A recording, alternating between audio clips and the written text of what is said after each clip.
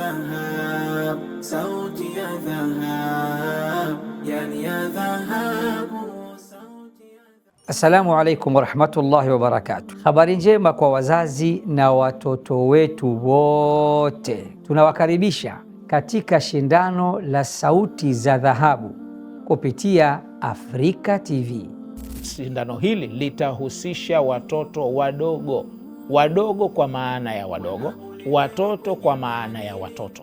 Hivyo basi, unaye kijana wako anayesoma Qur'ani kwa namna yoyote ile, ni mlemavu, si mlemavu, ana hili ana lile, ili mradi anaisoma Qur'ani vizuri kwa kuchunga hukumu zake na kwa sauti nzuri, mshirikishe katika mashindano haya ili tuweze kumsapoti na kujua ni vipi tutamuendeleza kwenye kuishi Qur'ani tukufu.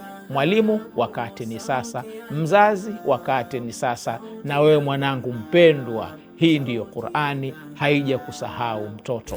Nichukue fursa hii kuhamasisha wote kuweza kuhudhuria katika mashindano ya kuhifadhi Qur'ani kwa njia ya kutazama ambayo hujulikana kwa jina la sauti za dhahabu.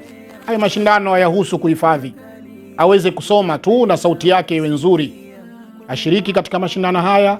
Kuna zawadi nono zitatolewa kwa wale ambao watakaofanikiwa katika mashindano haya.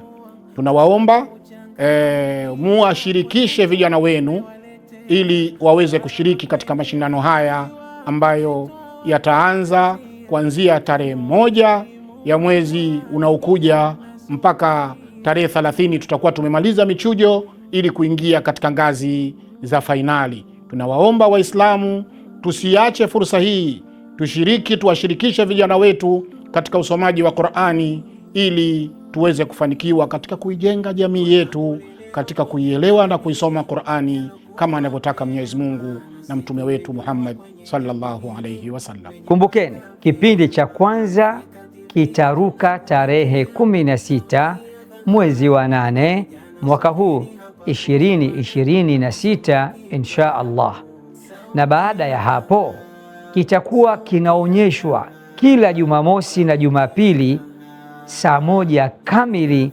ndani ya Afrika TV. Msikose, jisajilini leo, mshiriki kwa moyo wa Qur'ani na muwe sehemu ya safari hii ya baraka. Kusoma kitabu, sauti ya dhahab, sauti ya dhahab, sauti ya dhahab, yani ya dhahabu.